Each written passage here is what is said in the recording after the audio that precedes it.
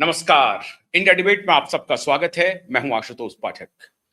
मित्रों, पश्चिम बंगाल में अब एक ऐसा मोर्चा खुल गया, ऐसा लग रहा था कि इसी दिन का इंतजार हो रहा था पश्चिम बंगाल में कि वो सारे पदों से इस्तीफा दें और उसके बाद एक ऐसी लड़ाई की शुरुआत करें जो किसी किसी की बर्बादी का हस्ताक्षर होगा। मैं बात कर रहा हूं काकोली घोष दस्तिकार का। अब काकोली घोष दस्तिकार ने नया दांव चल दिया है।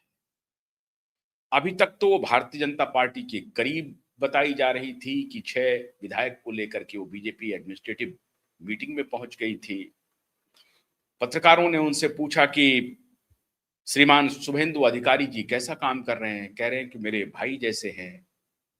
जब हम तृणमूल में साथ थे तो हमारा बड़ा अच्छा संबंध था, गहरा रिश्ता था उनसे और मैं उन्हें बहुत पसंद करती हूँ। मेरे वो छोटे भाई जैसे हैं और वो मुझे बहुत इज्जत देते हैं, रिस्पेक्ट करते हैं।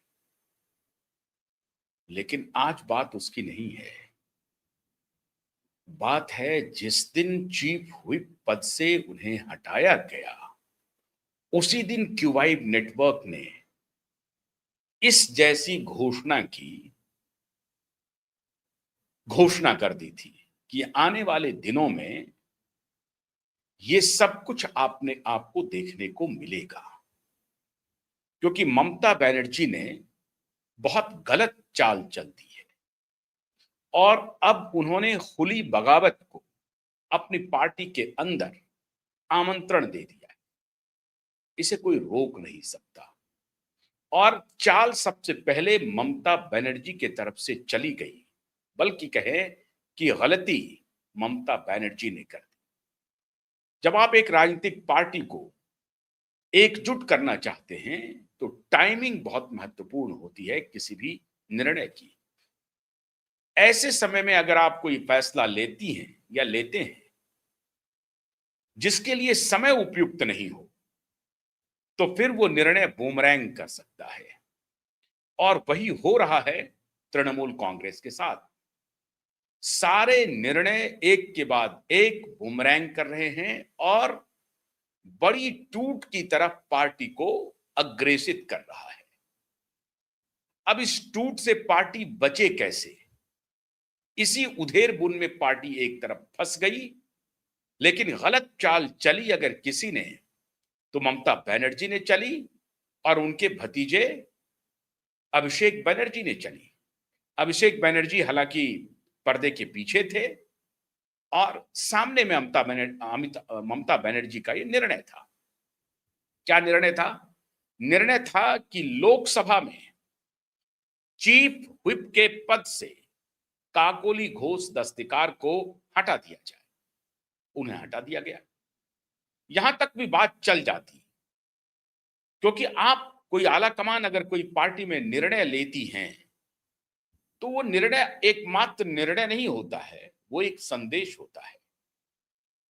जिनके समर्थन में लिया जा रहा है उनके लिए और जिनके खिलाफ में हो रहा है उनके लिए। तो जिनके समर्थन में लिया गया उनको भी संदेश गया और जिनके खिलाफ निर्णय लिया गया उनको तो बहुत खतरनाक संदेश चला गया।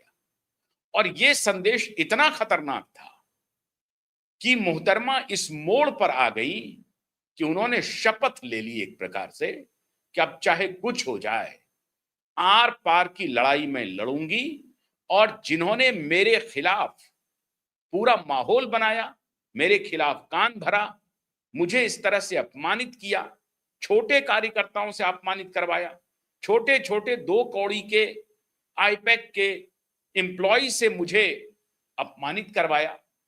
अब मैं चुप नहीं बैठूंगी और इसका बदला लूंगी। काकोली घोष दस्तिकार ने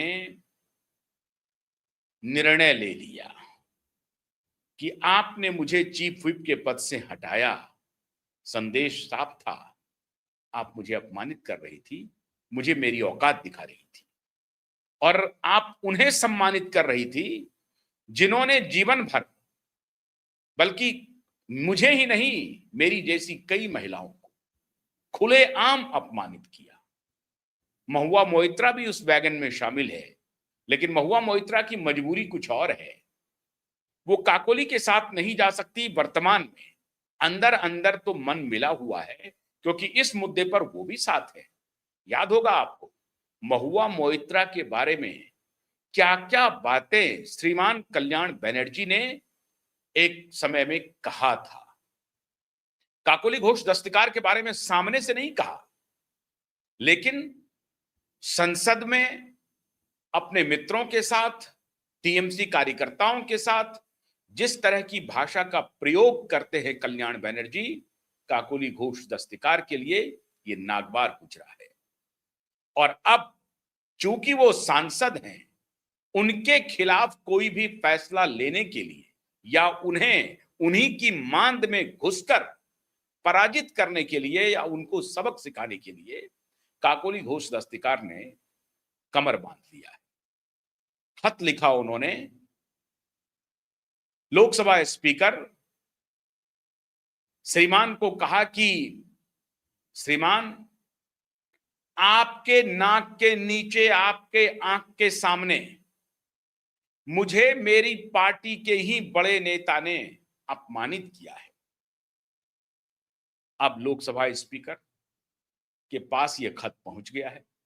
आपको मालूम है लोकसभा स्पीकर का व्यवहार, बर्ताव बड़े विनम्र हैं, बहुत ही विनम्र हैं, और वैसे भी राजस्थानी हैं,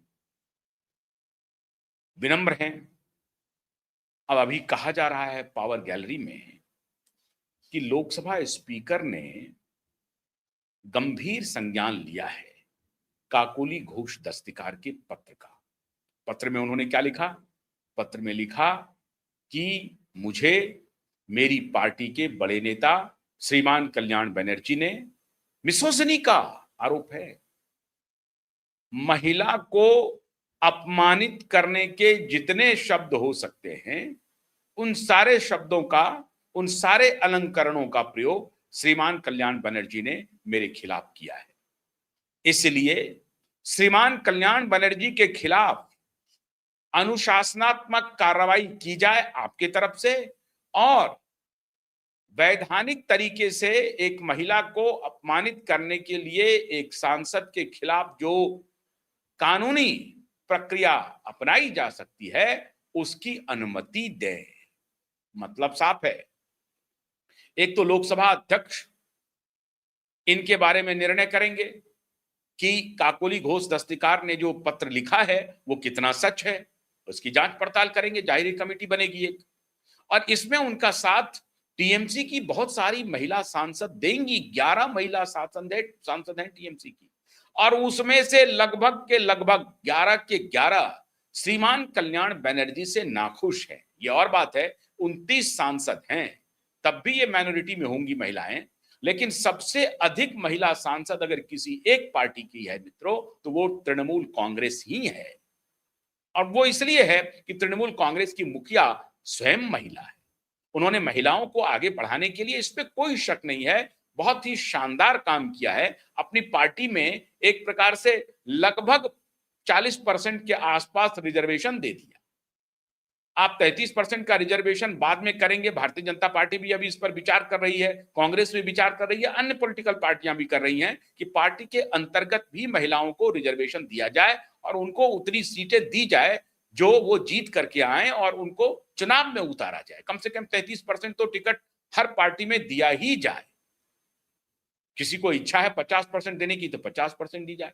नीतीश कुमार ने बिहार में लोकल सेल्फ गवर्नेंस में 50% रिजर्वेशन कर दिया महिलाओं के लिए और उनको इसका लाभ मिला।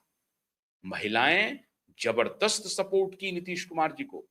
लोकल सेल्फ गवर्नेंस में अगर आप महिलाओं को ऊपर लाते हैं तो वास्तव में आप एक पिछड़े समाज को, जो सबसे पिछड़ा समाज है वो महिलाएं हैं। महिलाओं की एक ही मांग है, निर्णय करने की क्षमता उनके पास नहीं है, निर्णय करने का अधिकार उनके पास नहीं है। निर्णय करने का अधिकार जिस दिन महिलाओं के पास आ जाएगा उस दिन समझिए कि महिला का विकास हो गया। नहीं, महिला का निर्णय ही मान्य होगा, उस दिन महिला का विकास सबको दिखने लगेगा।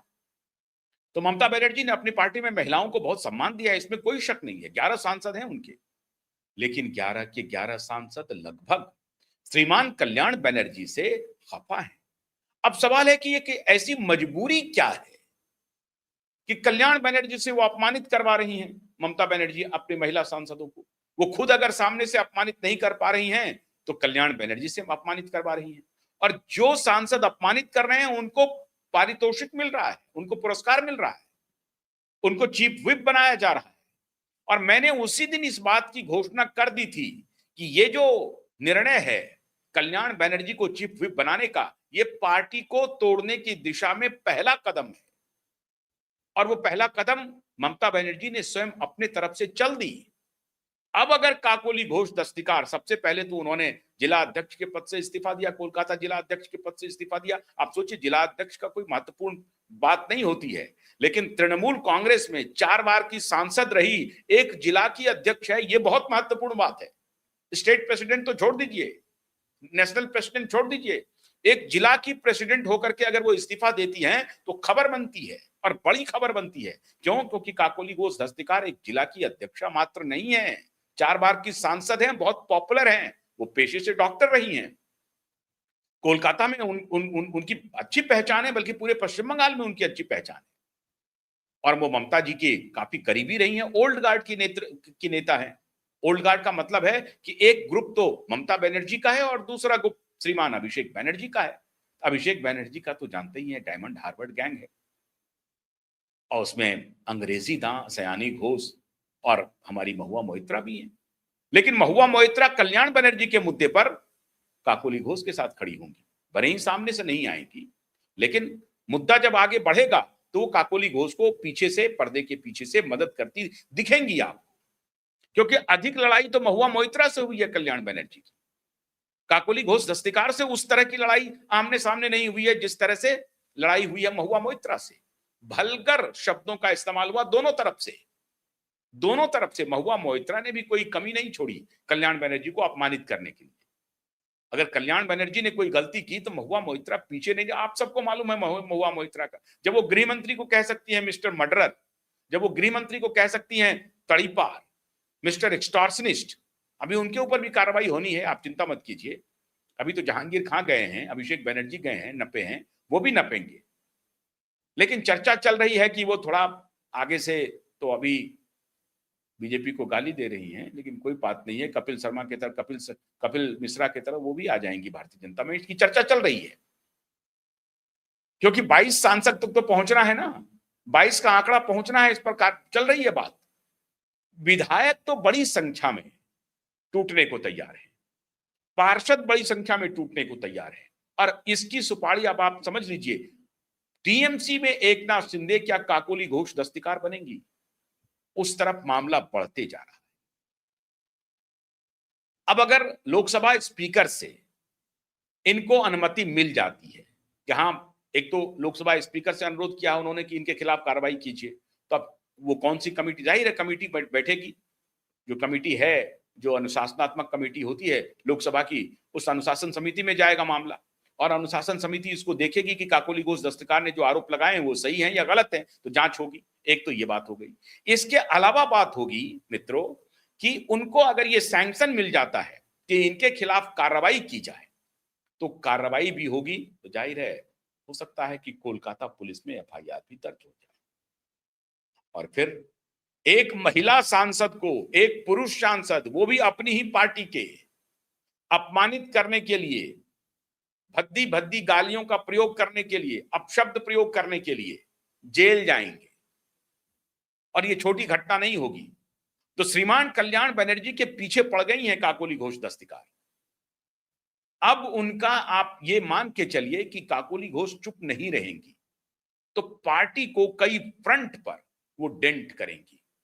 पहला डेंट तो होगा कि श्रीमान कल्याण बनर्जी के खिलाफ जो उनकी बगावत है वो कंक्लूसिव एंड तक पहुंचेगी, और इसमें पश्चिम बंगाल की भारतीय जनता पार्टी की सरकार उनके साथ चट्टान की तरह खड़ी मिलेगी।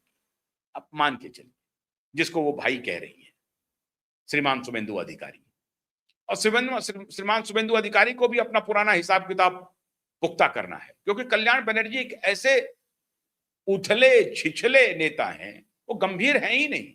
याद होगा ना, उपराष्ट्रपति धनखड़ का जिस प्रकार से उन्होंने मिमिक्री किया था, पूरी दुनिया ने देखा था। जिसका फोटो ले रहे थे श्रीमान राहुल गांधी जी, तो पूरी दुनिया ने उनके मिमिक्री को देखा, और मिमिक्री आर्टिस्ट भी हैं वो, वैसे पेशे से वो लॉयर हैं। लेकिन अभी दिक्कत ये है कि अभी वो एक अच्छे लॉयर हैं, और एक लॉयर की सेवा लेने के लिए, क्योंकि इधर तो दिल्ली दरबार में बैठे हुए हैं सारे लोग पैसे की थैली लेकर के, कि पैसे की थैली लाइए, और पैसा अब है नहीं तृणमूल कांग्रेस के पास। तो श्रीमान कपिल सिब्बल कहेंगे कि I am tied up with so many work, और अभिषेक मनु सिंघवी को पहले अपने पवन खेड़ा को बचाएंगे कि पहले अभिषेक बनर्जी को बचाएंगे। तो Abhishek Manu Singhvi other tied up हैं, और ये दोनों बिना पैसे के हिलते नहीं है जी। अब पैसा टीएमसी से कौन देगा जी अभी वर्तमान में, और इनका फीस कोई लाखों में नहीं होता है जी, करोड़ों में होता है, डील होती है।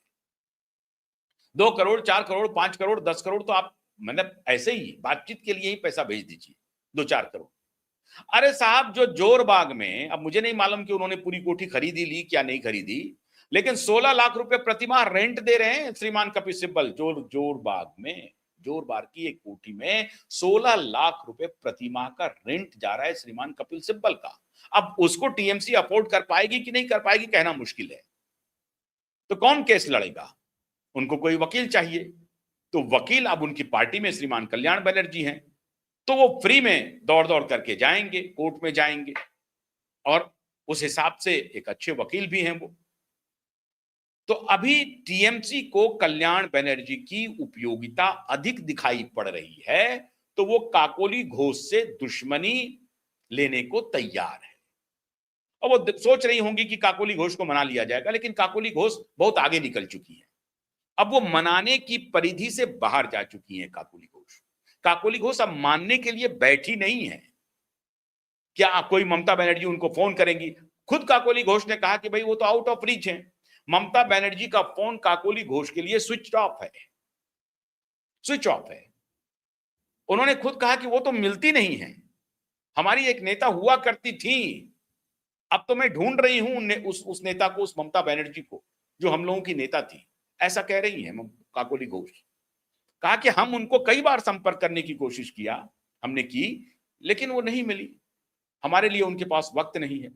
अब ये नाराजगी किसी अन्य कारण से है, या भारतीय जनता पार्टी के प्रति जो सॉफ्ट कॉर्नर है काकोली घोष दस्तिकार का, इस वजह से है। अभी शांतनु सेन ने इस्तीफा दिया, टीएमसी के राष्ट्रीय प्रवक्ता, वो भी कह रहे हैं गड़बड़ी हुई है। कुणाल घोष कह रहे हैं कि गड़बड़ी हुई है, पार्टी को मंथन करना चाहिए। सबका ठीकरा फूट रहा है ममता बनर्जी पर और अभिषेक बनर्जी पर, लेकिन ये लोग अपने कुनबे को बचाने के लिए अभी सोच रहे हैं कि पहले कानूनी लड़ाई से बचो, पहले जो अभिषेक बनर्जी जेल जाएगा पहले उसको बचाओ। जहांगीर खान की गिरफ्तारी किसी भी वक्त हो सकती है। शहर शहर पश्चिम बंगाल में अंडरवियर बनियान में जो डॉन हैं, लोकल गुंडे या माफिया, उनको गिरफ्तार करके बंगाल पुलिस घुमा रही है। जहांगीर खान को डर सता रहा है कि मेरी गिरफ्तारी हुई तो मुझे घुमाया जाएगा अंडरवियर और बनियान में।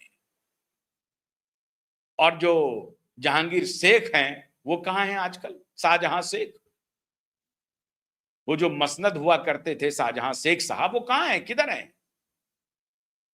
अभी उनका डर जहांगीर खान को सता रहा है, और ये डर सिर्फ जहांगीर खान को सता नहीं रहा है, हालांकि इनको नहीं घुमाएगा उस तरह से, लेकिन अभिषेक बनर्जी की गिरफ्तारी 31 जुलाई के बाद किसी भी वक्त हो सकती है।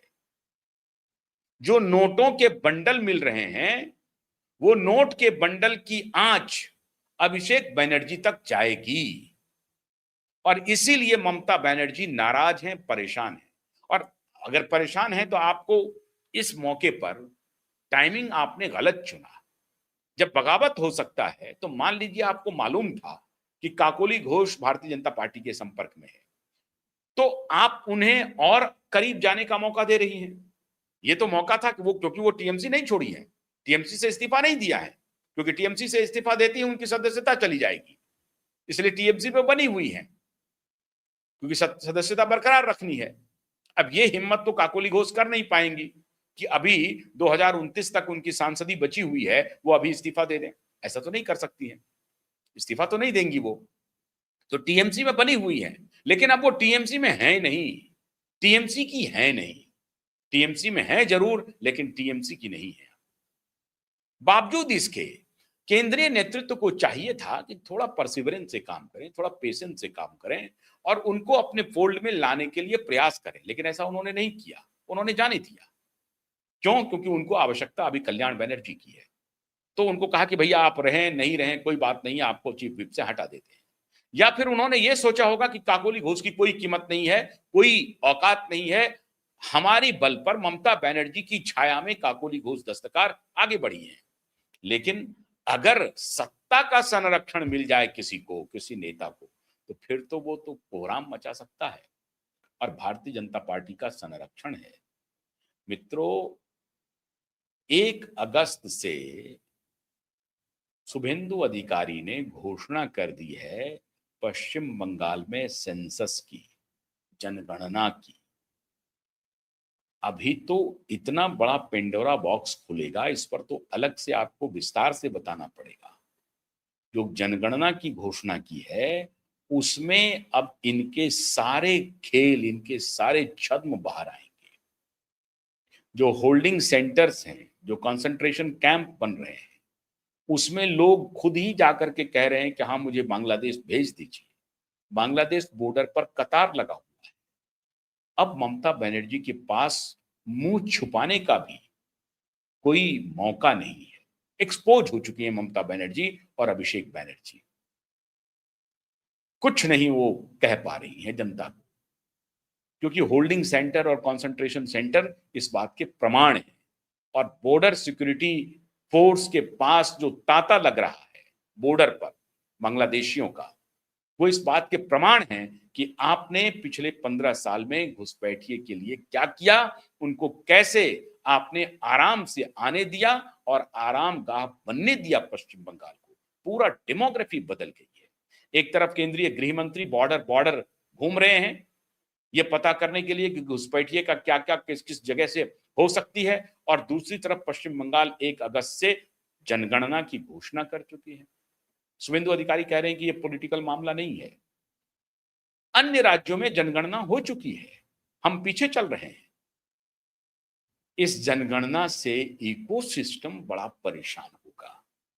जाति जनगणना की बात तो इकोसिस्टम बड़ी जोर जोर से करता था, लेकिन बंगाल में जनगणना जो शुरू होगी, ये अनकंफर्टेबल है इकोसिस्टम के लिए। घबराहट हो रही है कि डेमोग्राफी कितना बदला है। आखिर ये 30% की जो आबादी हुई है वो कैसे हुई है, इस पर डिटेल्ड डॉसियर तैयार हो रहा है केंद्रीय गृह मंत्रालय और बंगाल सरकार के जॉइंट ऑपरेशन में। और वो जल्द आपको वो डॉसियर मिलेगा। 1 अगस्त से 6 महीने के अंदर में ही उसको पूरा करना है सारी जनगणना को। तो आप समझ लीजिए कि 2027 आते आते आपके पास एक बहुत बड़ा खुलासा होने वाला है। इंतजार कीजिए उसका। बहुत बहुत शुक्रिया। नमस्कार।